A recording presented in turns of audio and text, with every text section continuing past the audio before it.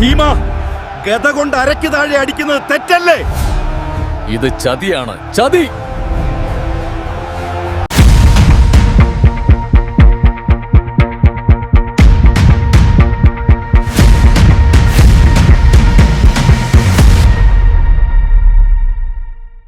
നമസ്കാരം. കുട്ടിക്കൃഷ്ണമാരാരുടെ യുദ്ധത്തിന്റെ പരിണാമം ഐലാമ പ്ലാറ്റ്ഫോമിലേക്ക് ഒരിക്കൽ കൂടി സ്വാഗതം. ഈ വീഡിയോ സ്കിപ്പ് ചെയ്യാതെ കാണുക. തെറ്റുകളും കുറവുകളും ഒക്കെ ഉണ്ടെങ്കിൽ അത് കമന്റ് ബോക്സിൽ ഒന്ന് രേഖപ്പെടുത്തണേ.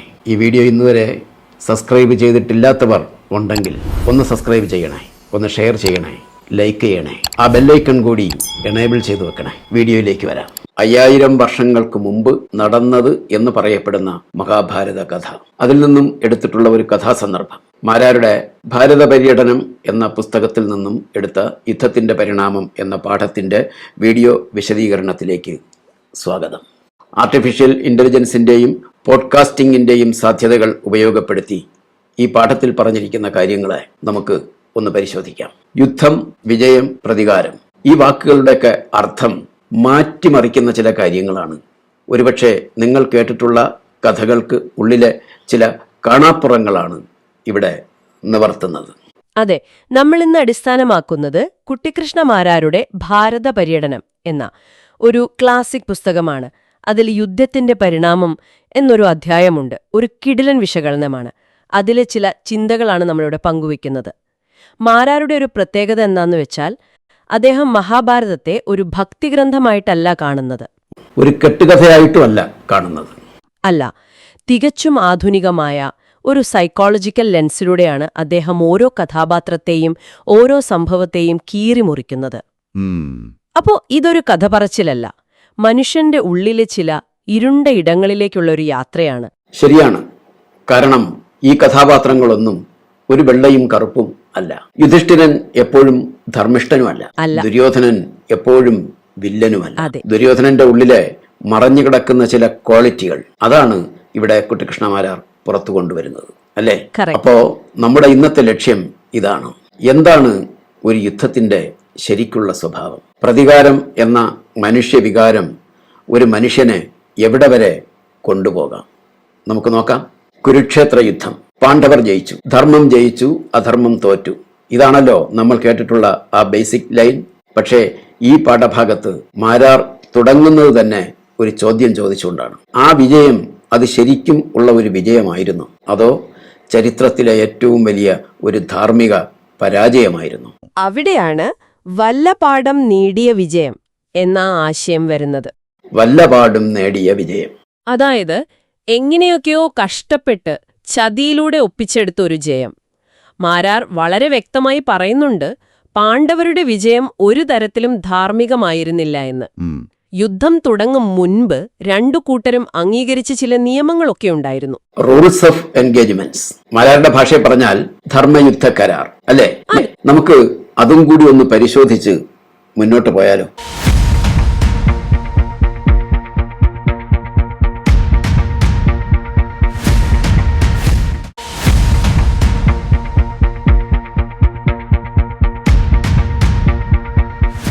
രണ്ടു കൂട്ടരും അംഗീകരിച്ച നിയമങ്ങൾ എന്തൊക്കെയായിരുന്നു എന്ന് നോക്കിയാൽ നമുക്ക് അത്ഭുതം തോന്നും. തുല്യരായിട്ടുള്ളവരോട് മാത്രം പോരാടുക, പേടിച്ചോടുന്നവരെ ആക്രമിക്കരുത്. ഇതൊക്കെ കേൾക്കുമ്പോൾ ഒരു യുദ്ധത്തിന്റെ നിയമങ്ങളാണോ അതൊരു മാന്യമായ കളിയുടെ നിയമങ്ങളാണോ എന്ന് തോന്നിപ്പോകും, അല്ലേ? ശത്രുവിന്റെ ഒരു വീക്ക്നെസ്സും മുതലെടുക്കരുത്, സ്വന്തം ശക്തി കൊണ്ട് തന്നെ ജയിക്കണം, അതായിരുന്നു വ്യവസ്ഥ. പക്ഷേ യുദ്ധം മുറുകിയപ്പോൾ എന്തുപറ്റി? ഈ നിയമങ്ങളെല്ലാം ഒന്നൊന്നായി ലംഘിക്കപ്പെട്ടു പാണ്ഡവരുടെ ഭാഗത്തുനിന്ന്. അതെ, നമുക്ക് ആ ചതിയുടെ ലിസ്റ്റ് ഒന്ന് നോക്കിയാലോ? ആദ്യം ഭീഷ്മർ. ആണും പെണ്ണും കെട്ട ഒരുവന്റെ മുമ്പിൽ, അല്ലെങ്കിൽ ശിഖണ്ഡിയുടെ മുമ്പിൽ, അല്ലെങ്കിൽ നപുംസകത്തിന്റെ മുമ്പിൽ യുദ്ധം ചെയ്യില്ല എന്ന് പ്രതിജ്ഞ എടുത്തിരുന്ന ആളായിരുന്നു ഭീഷ്മർ.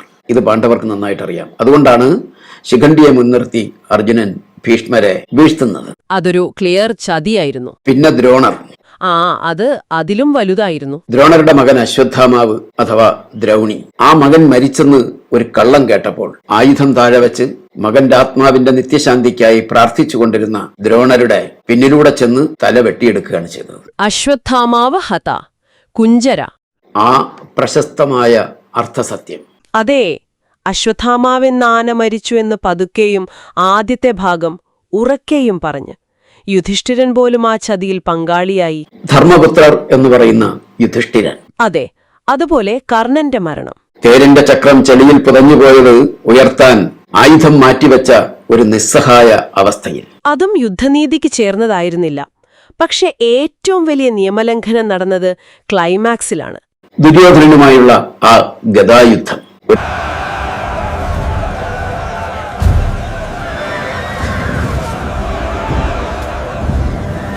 അതെ, ഗദായുദ്ധത്തിൽ അരയ്ക്ക് താഴെ അടിക്കാൻ പാടില്ല എന്നത് ഒരു അടിസ്ഥാന നിയമമാണ്, ഒരു ഗോൾഡൻ റൂൾ. എന്നിട്ടും ഭീമൻ കൃഷ്ണന്റെ കണ്ണുകൊണ്ടുള്ള ഒരു ആംഗ്യം കണ്ട് ദുര്യോധനന്റെ തുടയെല്ല് തല്ലിയൊടിക്കുന്നു. ഭീമ, ഗത കൊണ്ട് അരയ്ക്ക് താഴെ അടിക്കുന്നത് തെറ്റല്ലേ? ഇത് ചതിയാണ്, ചതി. അപ്പോ ചുരുക്കത്തിൽ കൗരവപക്ഷത്തെ എല്ലാ അധികാരന്മാരെയും അവർ വീഴ്ത്തിയത് നേർക്കുനേർ പോരാട്ടത്തിലല്ല, അല്ല, ചതിയിലൂടെയും നിയമലംഘനങ്ങളിലൂടെയുമാണ്. അപ്പോ എനിക്കൊരു സംശയം, ഈ ചതിയിലൂടെയൊക്കെ നേടിയ വിജയത്തിന് എന്ത് വിലയാണുള്ളത്? അതുകൊണ്ടായിരിക്കും അല്ലേ യുദ്ധം ജയിച്ചിട്ടും യുധിഷ്ഠിരൻ ആഘോഷിക്കാത്തത്? തീർച്ചയായും. അദ്ദേഹം വിലപിക്കുകയാണ് ചെയ്യുന്നത്. അതെ, അദ്ദേഹം പറയുന്നുണ്ട്, ഈ വിജയം പകൽ വെളിച്ചത്തിൽ കാണിക്കാൻ കൊള്ളാത്ത ഒരു മഹാപരാജയമാണെന്ന്. ആലോചിച്ചു നോക്കൂ, ജയിച്ചവർക്ക് പോലും സന്തോഷിക്കാൻ പറ്റാത്ത ഒരവസ്ഥ. എന്തൊരു ട്രാജഡിയാണത്. രാജ്യം കിട്ടി, അധികാരം കിട്ടി, പക്ഷെ അതിനുവേണ്ടി ചെയ്തു കൂട്ടിയ അധർമ്മങ്ങൾ അതവരെ വേട്ടയാടി. ആ വിജയത്തിന്റെ മധുരം അവർക്കൊരിക്കലും അനുഭവിക്കാൻ കഴിഞ്ഞില്ല. വിജയികൾക്ക് തന്നെ പരാജയബോധം നൽകുന്ന ഒന്നായി ആ വിജയം മാറി. അപ്പൊ നോക്ക്, ഇവിടെയാണ് കാര്യങ്ങൾ ശരിക്കും ഇൻട്രസ്റ്റിംഗ് ആയി വരുന്നത്. ജയിച്ചവർ തോറ്റവരെ പോലെ ദുഃഖിച്ചിരിക്കുകയാണ്. അങ്ങനെയാണെങ്കിൽ ശരിക്കും തോറ്റ, തുടയെല്ല് തകർന്ന് രക്തത്തിൽ കുളിച്ചു കിടക്കുന്ന ദുര്യോധനന്റെ അവസ്ഥ എന്തായിരിക്കും? നമ്മൾ സ്വാഭാവികമായും കരുതും അയാൾ തകർന്നു പോയിട്ടുണ്ടാകും, കരഞ്ഞു വിലപിക്കുന്നുണ്ടാകുമെന്നൊക്കെ. അതെ, പക്ഷേ മാരാർ വരച്ചു കാട്ടുന്നത് നേരെ തിരിച്ചുള്ള ഒരു ചിത്രമാണ്. അതാണ് ഈ കഥയിലെ ഏറ്റവും വലിയ ഒരു ട്വിസ്റ്റ്.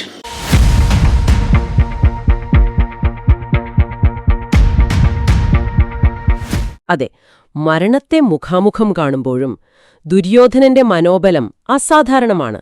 അയാളുടെ മനസ്സിൽ വിലാപമേയില്ല. താൻ മരിക്കാൻ പോകുന്നു എന്നോർത്ത് അയാൾ കരയുന്നില്ല, വിഷമിക്കുന്നില്ല. ഇല്ല, പകരം തന്നെ ചതിച്ചു തോൽപ്പിച്ച പാണ്ഡവരോട് പുച്ഛമാണ്, അവജ്ഞയാണ്. അപ്പോ അദ്ദേഹത്തിന്റെ ഒരു ചിന്ത ഇങ്ങനെ ആയിരിക്കും അല്ലേ, നിങ്ങൾക്ക് എന്നെ നേർക്കുനേർ നിന്ന് തോൽപ്പിക്കാൻ കഴിയില്ലായിരുന്നു, അതുകൊണ്ട് നിങ്ങൾ ചതിച്ചു.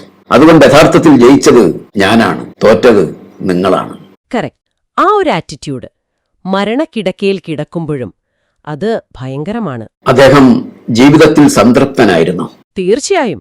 ജീവിതത്തിൽ ഒരു രാജാവായി ജീവിച്ചു, സുഹൃത്തുക്കൾക്ക് വേണ്ടതെല്ലാം കൊടുത്തു, ശത്രുക്കളുടെ തലയിൽ കാൽവെച്ചു നടന്നു. ഇപ്പോ ഒരു യോദ്ധാവിന് കിട്ടാവുന്ന ഏറ്റവും ശ്രേഷ്ഠമായ മരണം യുദ്ധകളത്തിൽ വെച്ച് നേടുന്നു. അദ്ദേഹത്തിന് പരാതികളില്ല, ഒരു പരാതിയുമില്ല, സംതൃപ്തി മാത്രമേ ഉള്ളൂ. തനിക്ക് സ്വർഗം ഉറപ്പാണെന്ന ഒരു കോൺഫിഡൻസ് അയാളുടെ വാക്കുകളിലുണ്ട്.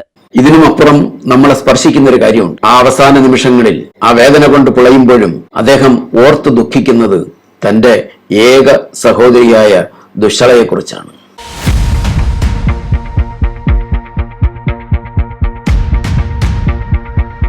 അതെ, അവൾ വിധവയാകുമല്ലോ എന്ന്. അതെ, അതാണ് ദുര്യോധനന്റെ സങ്കടം. ആ ഒരു ചിന്ത അത് ദുര്യോധനനെ പൂർണ്ണമായും മനുഷ്യനാക്കുന്നുണ്ട്. വളരെ ശരിയാണ്. നമ്മൾ കരുതും പോലെ അയാൾ വെറും ഒരു ക്രൂരനായ വില്ലനല്ല എന്ന് ആ നിമിഷം നമുക്ക് മനസ്സിലാകും. ആ നിമിഷം ദുര്യോധനന്റെ ആഭിജാത്യം വെളിവാകുന്നു. ചുരുക്കി പറഞ്ഞാൽ ഇതാണ് ആ വിരോധാഭാസം. വിജയിച്ച യുധിഷ്ഠിരൻ ഒരു പരാജിതനെപ്പോലെ ദുഃഖത്തിൽ ആണ്ടുപോകുമ്പോൾ, പരാജിതനായ ദുര്യോധനൻ ഒരു യഥാർത്ഥ വിജയിയുടെ അഭിമാനത്തോടെയും സംതൃപ്തിയോടെയുമാണ് ഈ ലോകം വിട്ടുപോകുന്നത്.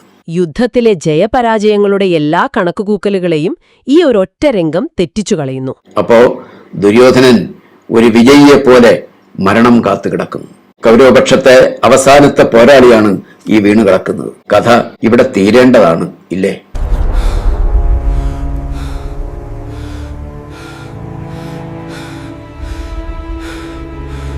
അതെ, യുദ്ധം കഴിഞ്ഞു. പക്ഷേ ഇവിടെ യുദ്ധം ഒരു വ്യക്തിയിൽ അവസാനിക്കുന്നില്ല. ഇല്ല, അത് വിതയ്ക്കുന്ന പകയുടെ വിത്തുകൾക്ക് അതിൻ്റെതായ ഒരു ജീവിതമുണ്ട്. ദുര്യോധനന്റെ ആ മരണം കണ്ടുനിന്ന ഒരാളുടെ മനസ്സിൽ ആ പക ആളിക്കത്തുകയായിരുന്നു. അശ്വത്ഥാമാവ്, ദ്രോണരുടെ പുത്രൻ ദ്രൗണി. ഇവിടെയാണ് കഥയുടെ ഗതി മാറുന്നത്. ആചാര്യ, നിറകുടം കൊണ്ടുവന്ന് ദ്രൗണിയെ സേനാപതിയായി അഭിഷേചിക്കൂ. മാരാരുടെ കാഴ്ചപ്പാടിൽ അശ്വത്ഥാമാവ് പിന്നീട് ഒരു വ്യക്തിയല്ല, മറിച്ച് അയാൾ പക എന്ന വികാരത്തിന്റെ പ്രതിരൂപമായി, അതിന്റെ ഒരു സിംബലായി മാറുകയാണ്. എല്ലാ മനുഷ്യരിലും ഉറങ്ങിക്കിടക്കുന്ന, നിയന്ത്രണം വിട്ടാൽ സർവനാശം വിതയ്ക്കാൻ കഴിവുള്ള ആ ഒരു പ്രതികാരവാഞ്ച, അതാണ് അശ്വത്ഥാമാവ്. മാരാരുടെ ഒരു കിടിലൻ വാക്യമുണ്ട് ഇവിടെ. ഏതാണ്? അതായത്, വിഷത്തെക്കാൾ നമ്മൾ ഉപേക്ഷിക്കേണ്ടത് ദുഷിച്ച മനുഷ്യന്റെ മനസ്സാണ്. ആ വാചകമാണ് ഈ കഥയുടെ കാതൽ. ഈ ആശയം അശ്വത്ഥാമാവ് ചെയ്യാൻ പോകുന്ന കാര്യങ്ങളുമായി എങ്ങനെയാണ് ബന്ധപ്പെടുന്നത്? അതിനുള്ള ഉത്തരവുമായി ഈ വീഡിയോയുടെ 2ാം ഭാഗത്തിൽ നമുക്ക് ഒത്തുകൂടാം. Stay tuned. Thank U.